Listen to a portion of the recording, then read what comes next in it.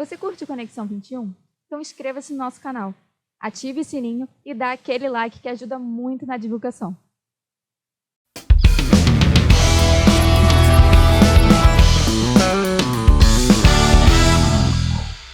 Nessa edição do Conexão 21, vamos conversar com Henrique Pascoaletti, da CEPEM. Vamos falar muito sobre medicina diagnóstica, medicina de prevenção, olha, um papo muito bom. E na sequência, a gente vai conversar com Fernando Leitão, do 15º Ofício, aqui do Rio de Janeiro. Vocês vão entender por que o 15º é uma referência nos cartórios do Brasil inteiro. Então, senta, relaxa, aproveita. Conexão 21, toda segunda-feira, 21 horas, na TV Max.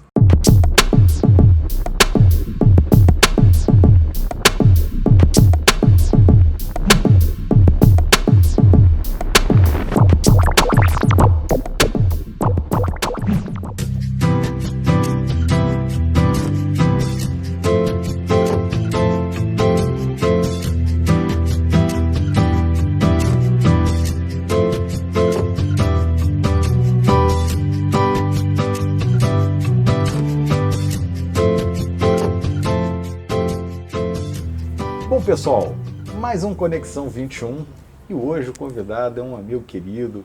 Pascoaletti vai estar falando comigo aqui sobre a CEPEM, sobre o mundo da saúde, principalmente o mundo da saúde da mulher. Então, olha, vocês vão curtir aqui um super programa. Quero aproveitar aqui também para agradecer aqui o Fermon, que nos recebe, que nos acolhe toda semana aqui para fazer as gravações do Conexão 21. Deixa aqui um grande abraço ao Neto e ao Michael, né, e também ao Rauan, que está aqui com a gente desde o episódio 01 do Conexão 21, apoiando, acreditando nessa ideia. Pascoaletti, muitíssimo obrigado por ter aceitado o convite, por estar aqui participando dessa pequena loucura que é o Conexão 21. Ô, Blá, eu que te agradeço, realmente é um prazer muito grande estar no seu programa e falando de uma coisa que a gente gosta muito, que é a saúde da mulher, né? Exatamente. Fala um pouquinho da sua trajetória aí, da CEPEM. O CEPEM foi uma clínica que vai fazer 30 anos, o ano que vem, e surgiu da ideia, eu sou ginecologista e mastologista de formação, e surgiu da ideia de trazer para o Rio de Janeiro tudo que a gente podia ter de inovação que pudesse melhorar os nossos diagnósticos no âmbito da ginecologia, da mastologia, da obstetrícia, né? Então a ideia inicial, e com foco acadêmico. A gente tinha terminado o mestrado e estava todo mundo envolvido, e tinha feito um sanduíche com a John Hopkins. Então você chegou aqui cheio de tesão, cheio de ideias novas. E a gente idealizou então uma clínica que fosse voltada para a mulher e que trouxesse ganhos para o diagnóstico, favorecendo então a nossa melhor conduta terapêutica, de tratamento, enfim. E a ideia começou assim. E nós trouxemos uma tecnologia inicialmente super nova que a GE Medical Systems tinha desenvolvido nos Estados Unidos, estava lançando. E aí começa então a gente trazendo as primeiras biópsias de mama para o estereotaxia. E a coisa foi evoluindo nessa toada, né? Sempre trazendo coisa nova, fazendo trabalhos científicos, conversando com a academia e com a classe médica e trazendo coisas novas. A gente trouxe tanta coisa nova que foi um festival, né? Hoje ela consolidou um nome de... É uma referência. Uma referência, né, no mercado diagnóstico feminino. Para você ter uma ideia, as biópsias de mama, até 89, a cirurgia mais feita no mundo era uma biópsia de mama. Você botava uma marcação e ia lá, operava aquela paciente. Para você ter uma ideia também, de cada 100 cirurgias dessas, você encontrava mais ou menos 10 situações que tinham câncer ou pré-câncer. Então você tinha 90% de cirurgias desnecessárias. Já. E isso é um problema para o nosso segmento, por exemplo. E a gente viajando muito para os Estados Unidos, como é que vai se resolver isso? E descobriram, então, uma maneira de fazer isso de uma maneira digital. A gente conseguia localizar os tumores. Diagnosticar de uma outra forma, né? A gente conseguia diagnosticar a localização desses tumores de uma maneira digital e nós conseguimos botar uma agulha nesse local com a precisão de 100%. E com isso a gente tirava fragmentos do tumor e conseguia, então, definir o que era aquilo, se era um câncer ou não, se merecia uma cirurgia ou não. Isso foi um grande ganho E a gente trouxe para o Brasil e para a América Latina a mamotomia, que hoje é o procedimento ouro que se faz, né? Então, a primeira mamotomia do Brasil foi feita no Rio de Janeiro, foi feita lá na clínica, e foi uma paciente do professor Edilberto Carneiro de Oliveira, que era o catedrático de ginecologia da UERJ. Então, era um negócio assim. Eu me lembro que tinha, na época do Meridian, tinha um congresso de ginecologia brasileiro. Eu ia dar uma aula, eu parei no meio. Agora eu vou mostrar para vocês uma coisa que vocês nunca viram. Aí botei o nome mamotomia. E eu me lembro que a primeira fila eram os professores das universidades. Pô, o que é isso? Você está doido? Não, deixa eu explicar que o negócio é revolucionário. E aí foi, né? A mamografia digital, que hoje é comum, enfim. A primeira mamografia digital do Brasil foi no CEPEM. E foi um sucesso muito grande. A gente conseguiu melhorar muito o diagnóstico de câncer de mama, né? E foi uma sucessão de prêmios e tecnologias que a gente foi trazendo. Já são quantos anos? São 30 anos. Pois a gente tem mais de 15 prêmios nacionais, internacionais, acadêmicos. Reconhecimento. Um reconhecimento bem bacana. E prevenção é tudo, né, pastor? Prevenção hoje em dia, na minha concepção, é o que a gente tem que fazer em massa, né? Porque você vê que a própria longevidade está acontecendo em função de diagnósticos precoces. Exato. Não só no caso do câncer de mama, câncer de cólon, câncer de pulmão. A gente usa agora uma tecnologia que é uma tomografia computadorizada de baixa radiação com altíssima resolução. Então, antigamente as tomografias irradiavam muitas pessoas. Agora a gente consegue, com baixíssima radiação, a gente pode aplicar isso em bases anuais ou bianuais e consegue detectar tumores iniciais de pulmão, por exemplo. E o tratamento precoce dá uma sobrevida de quase 30%, coisa que antigamente você não via. O cara tinha um câncer de pulmão, quando você pegava num raio-x, era um câncer avançado, prognóstico muito ruim, né? Então a coisa evoluiu muito assim. E a história é uma história muito bonita, porque começou com a ideia, né? No início você tem que pegar financiamento, o financiamento é um negócio... Tem que empreender, né? Tem que empreender. Não é só a parte médica da coisa, né? Tem um negócio, isso não é fácil. É uma caminhada árdua. Você sabe que a primeira unidade do CEPEM foi em Botafogo. E era uma casa que estava abandonada. Eu trabalhava num hospital ali na Barão do Sena, e a ideia começou ali nesse hospital. Mas a ideia tinha que crescer, tinha que partir para novos ares. Aí eu vi aquela casa abandonada, parecia uma casa fantasma, aquelas coisas assim. Casa de filme. Casa de filme. Eu falei, pô, mas isso aqui, de repente, comecei a viajar na maionese. E aí consegui a chave, consegui o proprietário, me emprestou a chave. Eu abri aquilo ali, comecei a olhar, e tinha a parte dos fundos. A parte dos fundos tinha um matagal. Aí eu chamei um rapaz lá e falei, você consegue capinar esse negócio para a gente entender como é que está isso? E a coisa mais curiosa é que no final desse matagal tinha um banco com um azulejo português, um banquinho daqueles, namoradeira, sabe? Com um azulejo português escrito assim, a vida começa aos 40. Genial. E eu estava fazendo 40 anos naquela época, né? Eu falei, pô, caramba, olha que coincidência, né? E aí começou, a viagem começou aí, foi uma viagem muito bacana. Hoje a gente tem um reconhecimento muito grande da classe médica, das instituições no exterior. Teve uma época que a gente fazia curso, a gente tem um curso de pós-graduação. E o principal que é o do público, né? É do público, exato. Eu acho que a gente tem que ter uma ação muito grande em função de atendimento, sabe? Os médicos, a cultura do CEPEM faz com que os médicos entendam que nós temos que servir as pessoas com nossos conhecimentos. E é fundamental que o paciente se sinta acolhido nessa história. Isso daí é tudo. Essa jornada tem que ser uma jornada... Imagina, tem pessoas que podem ter um diagnóstico de câncer. Tem gente que pode estar ali com um diagnóstico ruim, né? Exato. Então você tem que ter uma acolhida, tem que ter um apoio muito grande. E isso, para mim, é uma coisa fundamental. Toda segunda-feira, eu sento com a turma da operação, eu analiso todas as queixas e todos os elogios. Só que depois a gente chegou à conclusão que a proporção de elogio é muito superior, sei lá, 100%, 200% que a gente tem de queixa. E essas queixas são tratadas com muita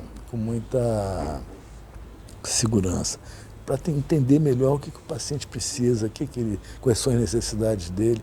E isso é interessantíssimo.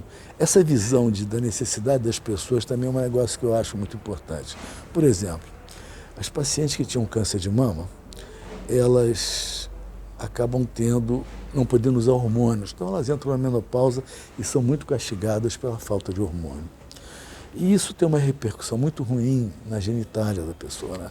Ela faz uma atrofia vaginal precoce, as relações sexuais são muito dolorosas, enfim, a pessoa acaba até perdendo o interesse sexual.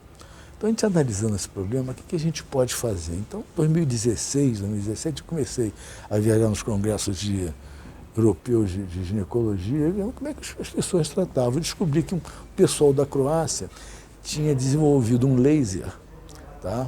Um YAG laser, que eles usavam em pele e começaram a testar intravaginal. E eles conseguiam, com 3 sessões, reptilizar e revascularizar a vagina. A vagina voltava a ser elástica, úmida, rosinha, e aquilo permitia as pessoas terem relação sexual.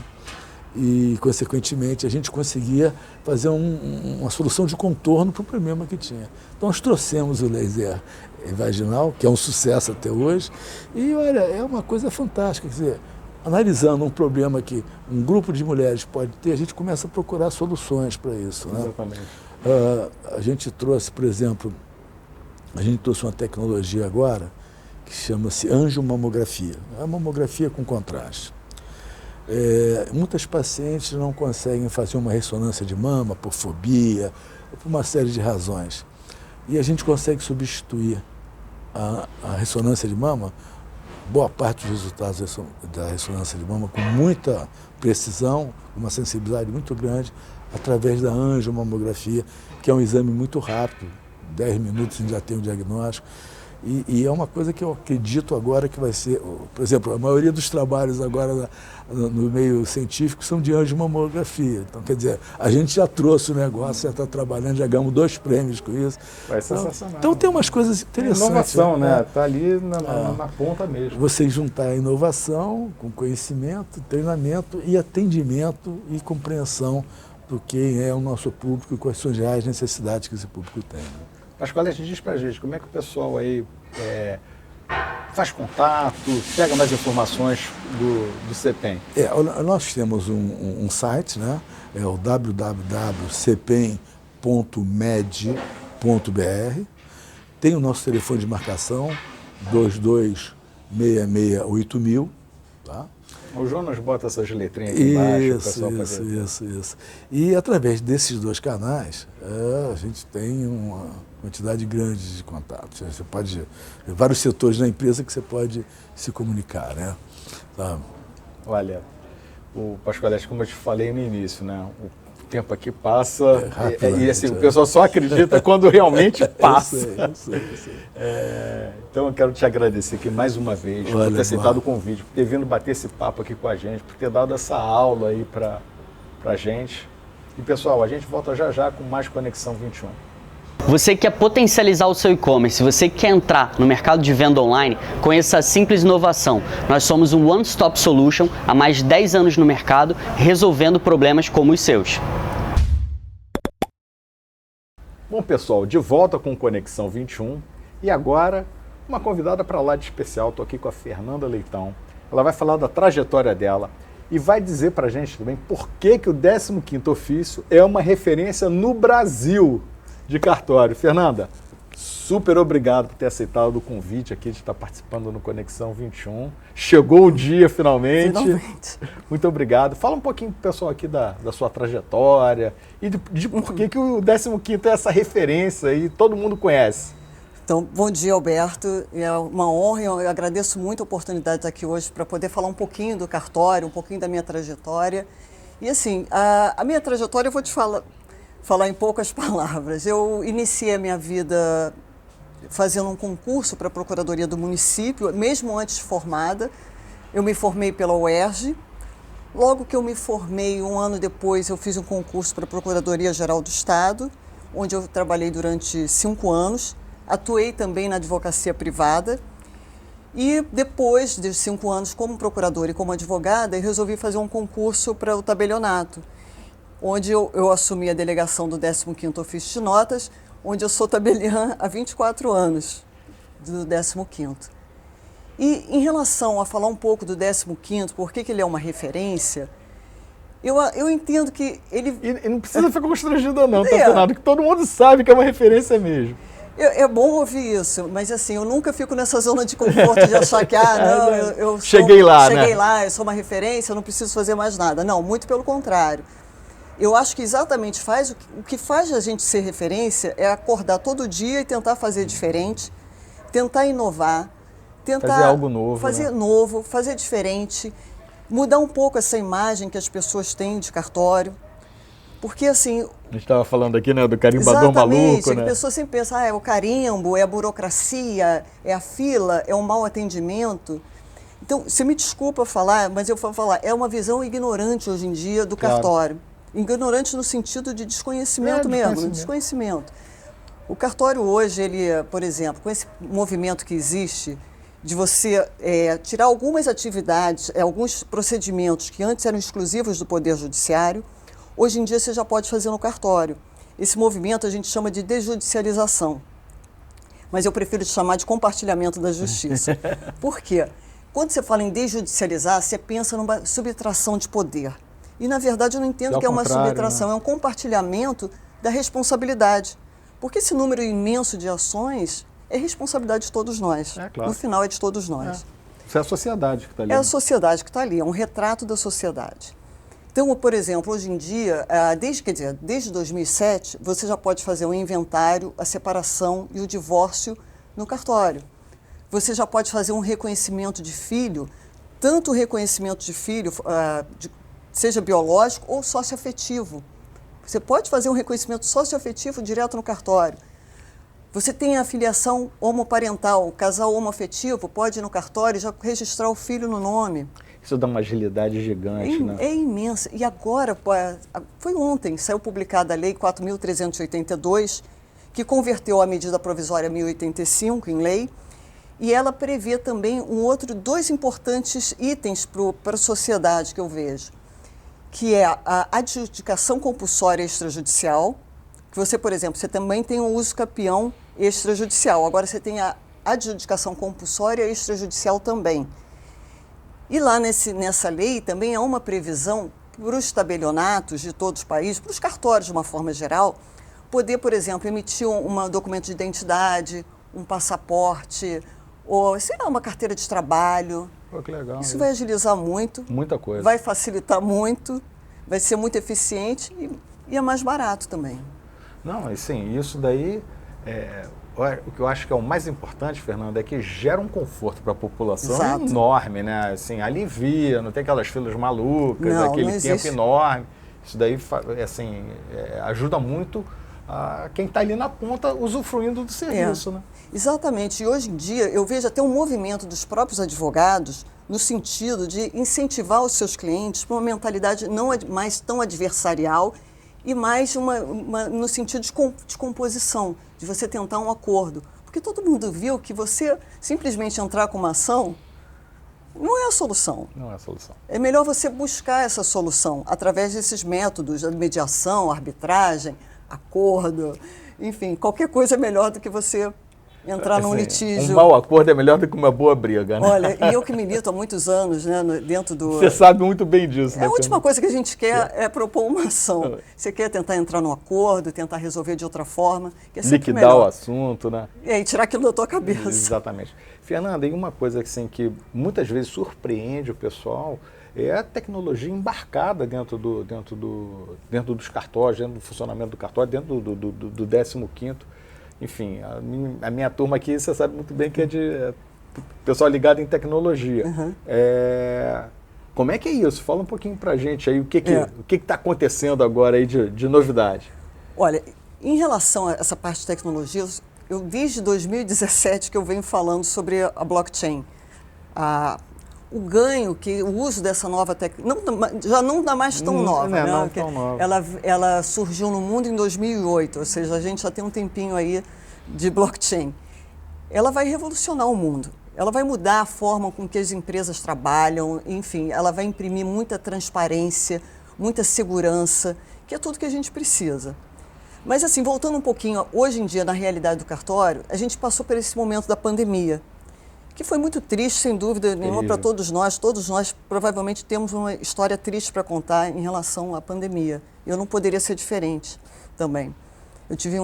Meu pai faleceu foi o ano passado, Covid, enfim. Então, acho que todo mundo tem uma história todo triste. mundo tem uma história...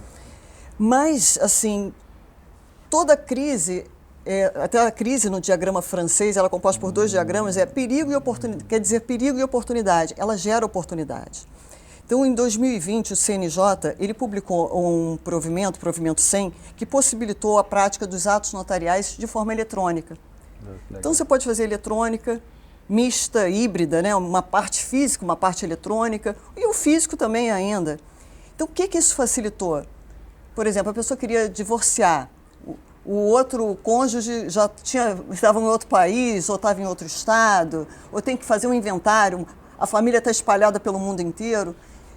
Olha, eu lembro... É famoso, tudo bem, mas eu não vou aí, tá? Eu não vou aí. Aí, como é que era o trâmite? Ia no consulado, fazia uma procuração e mandava para cá, mas o negócio vinha sempre... Interminável. Né? Era interminável, vinha torto. Aí tinha que ter uma série de documentos de legalização. Então, era uma questão muito complicada, burocrática, custosa, e muitas vezes a gente não chegava a lugar nenhum. Exatamente. Hoje em dia é muito simples. Onde quer que você esteja, você não precisa mais ir no consulado. Você faz uma videoconferência, você está na Europa, você está nos Estados Unidos, está na Oceania, você faz uma videoconferência, você faz procuração, você faz escritura, você faz testamento, faz inventário, qualquer coisa.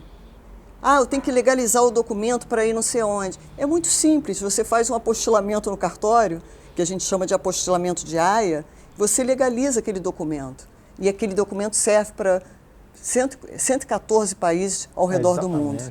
Então, assim, eu acho que... É uma agilidade enorme, né? A gente tem uma economia de recursos imensa. Imensa. E eu acho que a população já está vendo isso, a sociedade já está vendo isso, está vendo que é bom resolver no cartório. Só que ainda existe esse estigma do cartório lento, burocrático, do carimbo. Mas eu acho que esse tempo acabou. O que eu acho legal, sabe o que é, Fernanda? Assim, que quem usufrui de um serviço desse, numa segunda vez, aquele negócio se torna tão natural que o cara passa a não lembrar de quão burocrático era antes. Aquilo ali virou, assim, a coisa mais natural do mundo. Assim, como é que eu consegui viver antes disso, né? Exatamente. Então, você vê a satisfação das pessoas, isso é muito bom. Isso é muito bacana. Você imaginar, assim, no período da pandemia, né? Eu fazia testamento com as pessoas dentro do carro. Assim, a gente quer procurar atender, a gente quer resolver a situação, quer dar solução para o problema da pessoa. E eu acho que essa visão de você ter essa empatia com o teu usuário, com o cidadão que está ali, que está com um problema, né? E que está tentando resolver aquele problema, e você trazer esse problema para você e tentar resolver. Então, isso que a gente procura fazer. Não, olha, Fernando, assim, eu só posso dar os parabéns aí pelo trabalho que vocês fazem no cartório, pelo 15º, é realmente uma referência, não é referência no Rio, é referência no Brasil. E assim, e te agradecer você ter vindo aqui. Eu te falei, o tempo passa aqui voando. Como é que o pessoal chega no 15º, Fernanda? Olha, o 15º a gente atende no centro, na Rua do Ouvidor, número 89, e na Barra, no Downtown. E detalhe, a Barra a gente abre aos sábados.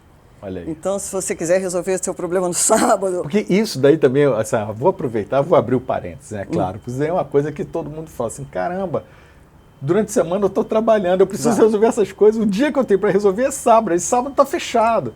Olha, parabéns, isso daí E não só em relação ao sábado, né? E a gente, às vezes faz um horário também, porque para aquelas pessoas que trabalham poderem, por exemplo, durante a semana praticar algum ato ou resolver algum problema, a gente abre um pouco mais cedo e fecha um pouco mais tarde. Né? Mais na Barra, porque no centro hoje em dia está mais complicado. Está mais complicado, o centro está mais complicado. Está mais complicado. Pô, mas ali no downtown é um conforto danado, tem estacionamento, segurança. Super tranquila. Bem. Olha, pessoal, espero que vocês tenham curtido aqui o meu papo com a Fernanda. Eu, particularmente, curti demais. Né? Aproveita aqui no final do Conexão 21 para agradecer aqui mais uma vez o Fermon, que nos acolhe, o Michael, o Neto, tão bem aqui.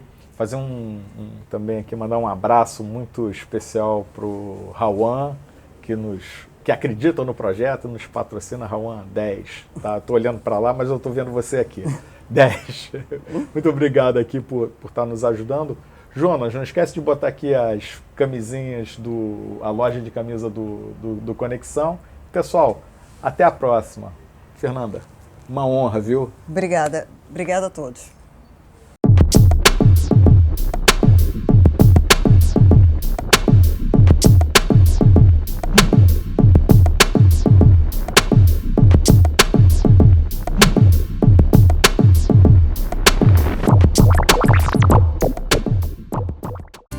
A Camélia Flores oferece os mais bonitos arranjos desde 1959. Visite nossa loja ou ligue pra gente. Entre no site cameliaflores.com.br, faça seu pedido e conheça as inúmeras variedades de buquês, arranjos e cestas de flores. Garantimos rapidez e qualidade na entrega. Descontos especiais nas datas comemorativas e para eventos de empresas, casamentos e aniversários. Pensou em flores? Pensou Camélia Flores.